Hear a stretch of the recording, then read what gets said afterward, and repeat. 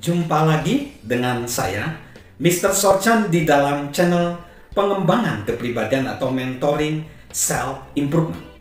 Saat ini kita akan membicarakan tentang bagaimana kita menggali potensi diri kita, bertumbuh dalam kepribadian kita, dan kita membahas tentang membangun citra diri.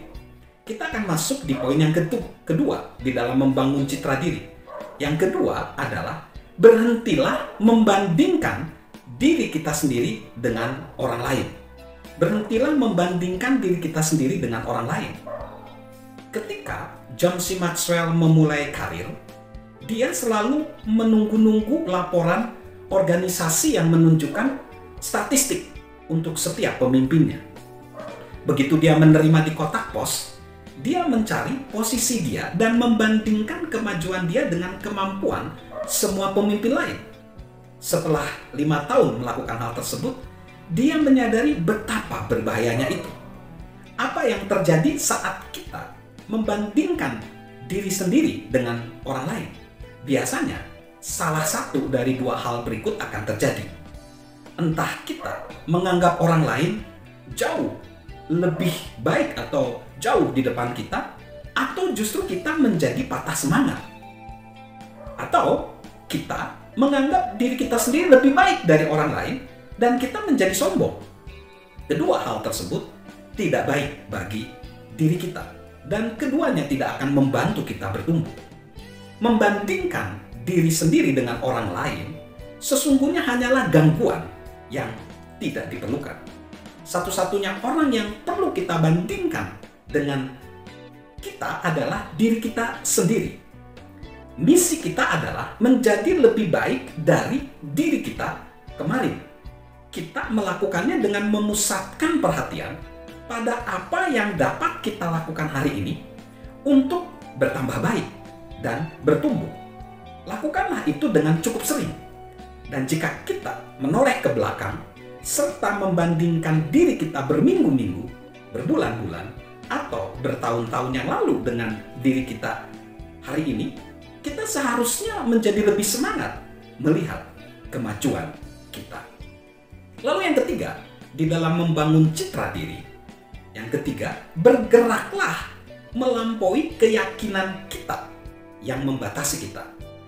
Bergeraklah melampaui keyakinan kita yang membatasi kita. Ada satu komik berjudul Sue, karya dari Jeff McNeely. Di dalam salah satu ceritanya, Sue tengah menjadi pelempar bola dalam pertandingan bisbol. Saat berunding di atas gundukan tempat Sue akan melempar bola, rekannya yang bertugas menangkap bola berkata, "Kamu harus yakin pada lemparanmu yang melengkung." Memang mudah baginya untuk mengatakannya, gerutu Sue. Kalau berbicara tentang mempercayai diri sendiri, aku tidak mempercayai apapun. Sayangnya, seperti itulah cara berpikir kebanyakan orang mengenai diri mereka sendiri. Mereka tidak percaya bahwa mereka dapat mencapai hal-hal yang besar. Tetapi, batasan terbesar yang dialami orang dalam kehidupan mereka biasanya adalah batasan yang mereka tetapkan untuk diri mereka sendiri.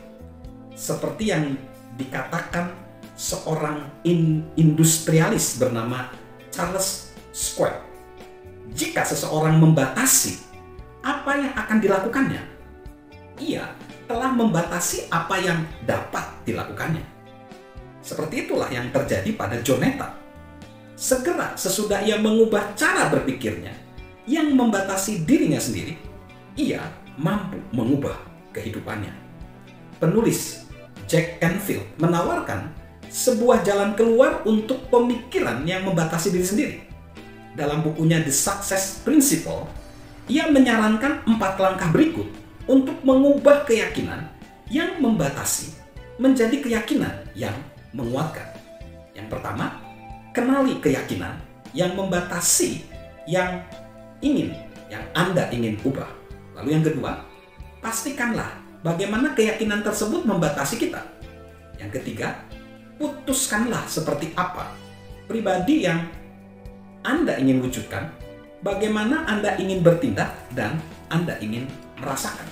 Lalu yang keempat, ciptakan sebuah kalimat putar balik yang menegaskan atau memberikan Anda izin untuk menjadi, bertindak dengan, atau merasakan cara yang baru.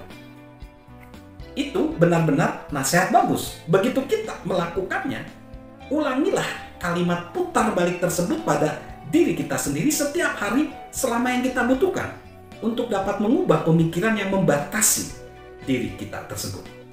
Sebagai contoh, katakanlah kita ingin mempelajari bahasa asing untuk meningkatkan karir kita atau supaya dapat menikmati liburan dengan baik. Tetapi kita menganggap bahwa kita tidak sanggup melakukannya. Begitu kita mengenali keyakinan tersebut, jelaskan bagaimana jika kita tidak mempelajari jika tidak mempelajari bahasa baru tersebut, itu akan membatasi kita. Kemudian, bayangkan seperti apa jadinya jika kita mempelajari bahasa baru tersebut. Bagaimana nanti perasaan kita? Apakah yang akan dimampukannya untuk kita lakukan? Apakah yang mungkin dihasilkan pada karir kita? Lalu tuliskanlah sebuah kalimat penguatan yang menegaskan kesanggupan kita untuk mempelajari bahasa tersebut. Berikanlah garis besar proses nyata yang akan kita pakai untuk mempelajarinya. Dan bayangkan bahwa kita akan dipengaruhi oleh pertumbuhan ini. Ingatlah pada akhirnya, yang menghalangi kita bukanlah diri kita sebenarnya, melainkan apa yang menurut kita tidak dapat kita lakukan. Sahabat Mr. Sorchan, ingatlah, pada akhirnya yang menghalangi kita bukanlah diri kita yang sebenarnya, melainkan apa yang menurut kita tidak dapat kita lakukan. Salam untuk membangun citra diri kita. Salam untuk menumbuhkan potensi diri kita. Salam sukses luar biasa dari saya, Mr. Sorchan. Halo guys, sahabat Mr. Sorchan. Yuk subscribe channel Mr. Sorchan, beri komentar, dan share agar orang lain bisa menjadi lebih baik. Salam sukses luar biasa, salam sehat selalu dari saya, Mr. Sorchan.